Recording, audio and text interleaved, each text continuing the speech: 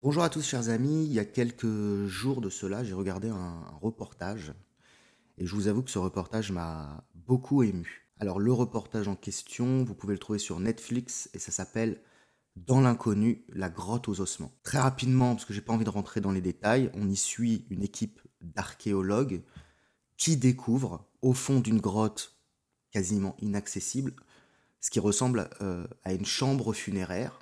Ils vont faire des fouilles, ils sont très méticuleux, et ils vont retrouver des corps humanoïdes enterrés là. Je dis des restes humanoïdes, je ne sais pas comment dire ça, donc ce ne sont pas des homo sapiens, c'est une autre espèce humaine, et ils vont exhumer des ossements en très grand nombre. De par la situation de la chambre funéraire, qui est quasi inaccessible, je le rappelle, certainement aussi de son taux d'humidité, de sa température, etc., etc., eh bien ces restes humains sont particulièrement bien conservés.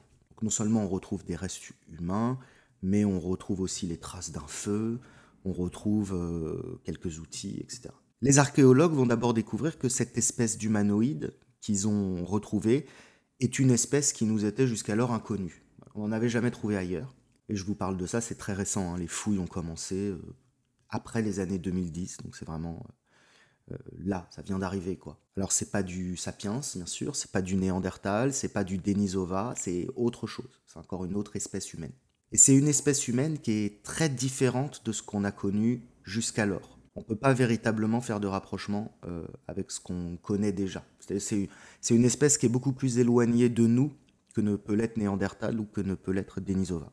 Alors ces restes qu'on a retrouvés, on les a datés. C'est une datation, ça vaut ce que ça vaut. Personnellement, je suis extrêmement dubitatif quand les archéologues avancent des chronologies sur des dizaines et des centaines de milliers d'années, mais peu importe, partons du principe que c'est vrai, les restes qu'on a retrouvés datent d'il y a approximativement 300 000 ans. Donc en fait, les derniers qui ont été enterrés dans cette chambre funéraire, c'était il y a 300 000 ans. Ce qui veut dire que cette espèce humaine existe depuis des temps immémoriaux, depuis des temps qui nous sont inaccessibles, peut-être plusieurs millions d'années.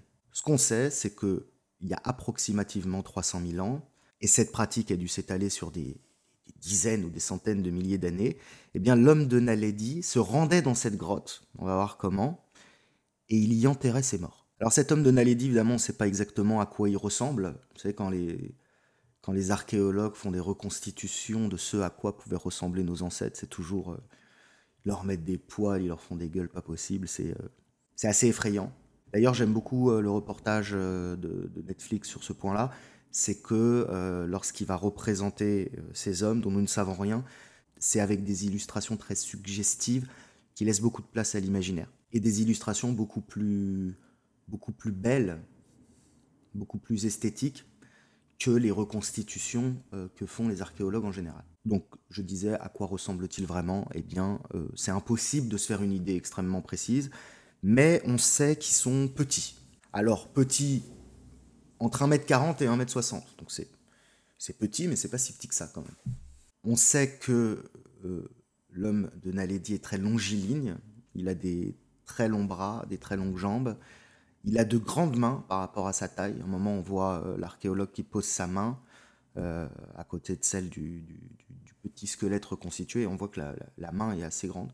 Même chose pour les pieds. On sait qu'il est particulièrement agile et qu'il est très endurant. Comment sait-on ça? Il se déplace sur de très longues distances, probablement grimpe-t-il aux arbres, puis surtout, il y a une chose dont on est absolument certain, c'est qu'il est capable, sans aucune aide, et en transportant avec lui un cadavre, de se rendre au fin fond de cette fameuse crypte troglodytique dans laquelle il enterrait ses morts. Alors cette crypte, cette caverne cathédrale, pour y accéder, il faut ramper, il faut d'abord ramper, hein, c'est un tout petit, dans un tout petit canal, dans le noir total. Le terrain est très irrégulier, c'est-à-dire que c'est comme ça, c'est sinueux. Et puis ensuite, on arrive à l'entrée d'un puits qui lui aussi est très profond, je crois de mémoire une vingtaine de mètres, et l'entrée du puits est très étroite et très accidentée également. Donc pour accéder à cet endroit, déjà lorsqu'on est seul, c'est compliqué. Là, ils y accèdent en transportant quelque chose d'assez lourd. Donc on sait que pour réussir un tel exploit, il faut avoir des capacités physiques assez prodigieuses. Donc à l'image de tous les barbares, de tous les hommes qui ont vécu avant la civilisation, on sait qu'il avait une forme olympique et qu'il était capable de réaliser des prodiges avec son corps. Et puis aussi, on sait qu'il a une toute petite botte crânienne, il a une toute petite tête. Les chercheurs qui travaillent sur le sujet estiment que son cerveau fait la taille d'une orange. Donc on pourrait se dire, a priori, que c'est un petit humanoïde qui n'est pas très intelligent, qui n'est pas très malin, qui est à cheval entre l'homme et le singe, on va dire. En fait, pas du tout. Ce tout petit cerveau lui permet de faire énormément de choses. Des choses extrêmement impressionnantes. D'abord, on sait qu'il fait du feu, il vit en communauté, il fait du feu, il taille des pierres, il cuisine, on a retrouvé des restes de cuisine, il fait cuire des antilopes. Donc il chasse des antilopes, ça veut dire qu'il a très certainement des lances, des arcs, ce genre de choses. Puis il grave des inscriptions sur les murs. Donc quelles inscriptions grave-t-il? On n'en a pas retrouvé beaucoup, on a retrouvé des espèces de quadrillages, mais sûrement gravait-il beaucoup d'autres choses. On ne sait pas, on n'a pas retrouvé. Et c'est à peu près tout ce qu'on sait de lui. Voilà. On ne peut pas en savoir plus. Est-ce qu'il parle? On ne sait pas. Est-ce qu'il chante? Est-ce qu'il danse? Très certainement. Mais en tout cas, on ne peut pas savoir comment, on ne peut pas savoir de quelle manière. La seule chose qu'on peut faire, c'est imaginer. On prend ce qu'on sait, on prend avec soi ce qu'on sait, et le reste, il faut le rêver. Aucune science ne nous apportera jamais toutes les réponses. Il n'y a que notre intuition, notre supraconscience, notre suprarationalité qui peut nous aider à entrer en contact, à entrer en communion avec ce frère en humanité qui a disparu. Ce qui m'a frappé dans ce reportage, c'est que on a un petit être humanoïde qui est très attachant, qui est très aimable, qui semble posséder des capacités cognitives sans aucune mesure avec la taille de son cerveau, qui devait donc avoir de très bonnes connexions neuronales. C'est un petit humanoïde absolument prodigieux. Évidemment, l'élément le plus déterminant, et sur lequel on est le plus renseigné, c'est qu'il enterre ses morts. Et il ne l'enterre pas uniquement pour des raisons pratiques, pour que le corps ne soit pas dévoré, pour l'intégrité du corps, sinon il pourrait l'enterrer n'importe où. Il l'enterre dans un endroit très spécifique, inaccessible, il y a une sépulture, il y a une cérémonie, la plus belle des sépultures qui soit, et très certainement la plus belle des cérémonies qui soit. Donc il faut quand même se rendre compte de quoi on parle. Donc il y a un des leurs qui meurt pour X ou Y raison.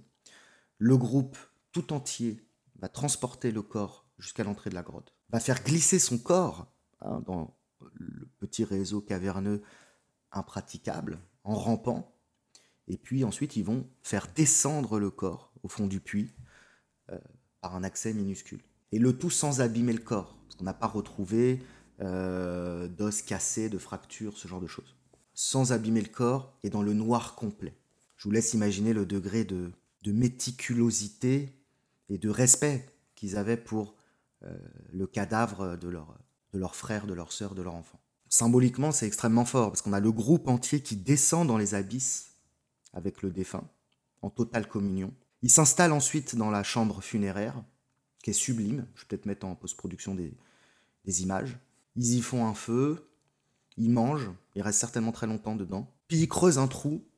C'est quand même assez compliqué de creuser un trou. Ils font ça avec les moyens du bord. Ils doivent se relayer ou alors ils doivent faire ça tous ensemble.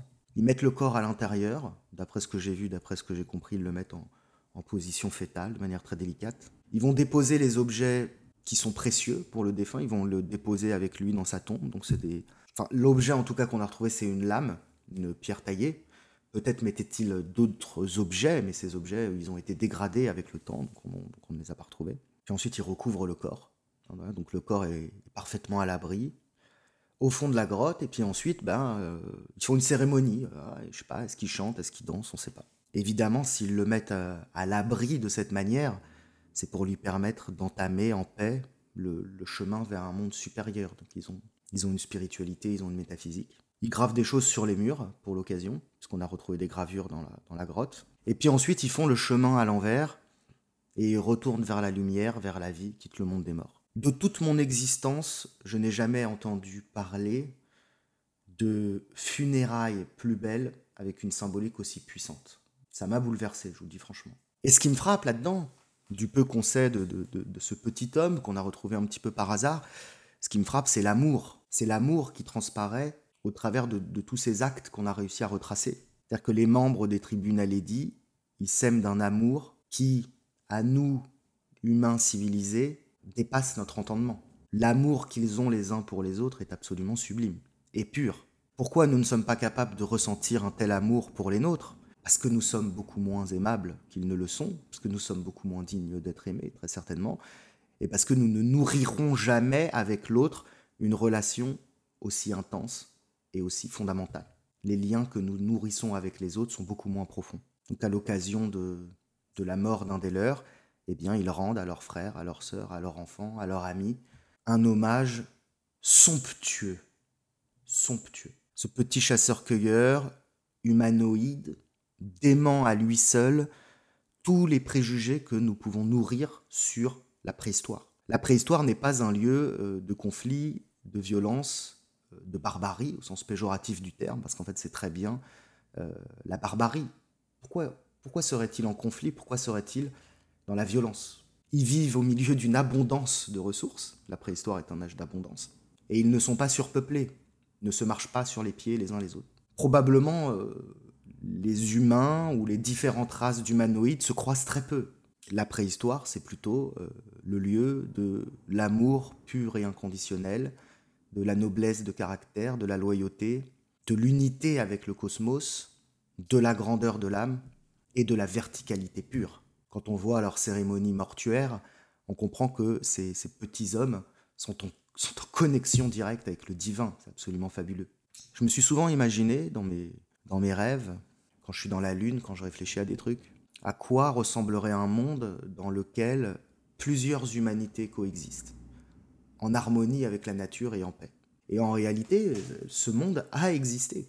Avant l'avènement de l'agriculture et avant la prolifération spontanée de l'espèce Homo sapiens qui s'est comportée comme une espèce invasive, eh bien ce monde, avec plusieurs humanités qui coexistent, il était réel. Il y avait des sapiens, il y avait des Denisova, il y avait les petits hommes dont on parle, il y avait des Néandertals, et tout ce petit monde vivait ensemble sur la Terre, et très certainement avait-il des rapports, hein, même si ces rapports étaient extrêmement rares ou superficiels, ils avaient des rapports les uns avec les autres. Et quand je regardais le reportage, je me disais, ce petit homme de Naledi, ben, j'aurais aimé le connaître en fait. Je suis infiniment attristé qu'il ait disparu. Et la question qui vient tout de suite à l'esprit, c'est de se dire, mais comment un être aussi intelligent, aussi adaptatif, aussi profond, aussi sensible, aussi agile, aussi fort, aussi souple, comment ce petit être a pu disparaître? C'est solide un humanoïde, on n'en vient pas à bout comme ça. Pour qu'une espèce aussi fascinante disparaisse, il faut une catastrophe colossale, il faut une tragédie. Et cette tragédie, c'est la civilisation. C'est sûr et certain. La civilisation n'a pas seulement tué l'être humain, hein, Homo sapiens, d'un point de vue symbolique, en le dépossédant de sa vie et de son âme, en le dépossédant de son humanité et en lui confisquant sa place dans le cosmos. Homo sapiens a également tué toutes les autres humanités qui pouvaient exister. Et combien en a-t-il existé? On ne peut pas le savoir. Parfois, on en retrouve un peu au hasard, comme cette équipe d'archéologues, mais ça se trouve, il y en avait beaucoup. La préhistoire est un monde dont on ne soupçonne pas la richesse.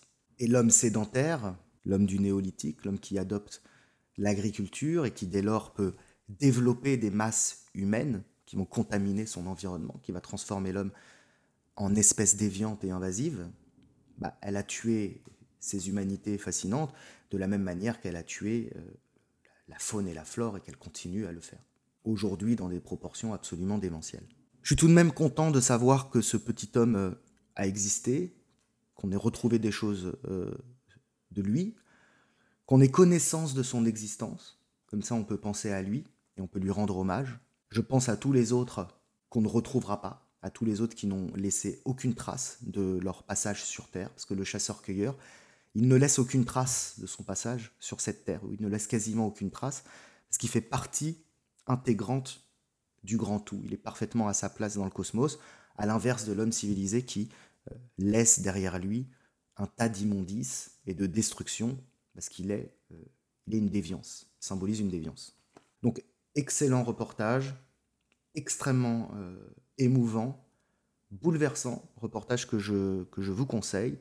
Et puis, je vous remercie de m'avoir écouté, je vous dis à très bientôt, et je vous rappelle que si vous aimez mes audios, si vous aimez ce que je raconte, et bien sûr Patreon, vous pouvez retrouver mes nouvelles, parce que j'écris des nouvelles, vous pouvez retrouver mes audios inédits, et vous pouvez retrouver mes lives et que vous pouvez aussi vous procurer le livre que j'ai écrit à quatre mains avec Pierre-Yves Lenoble et qui s'appelle Aphorismes et pensées aux éditions Pangolin.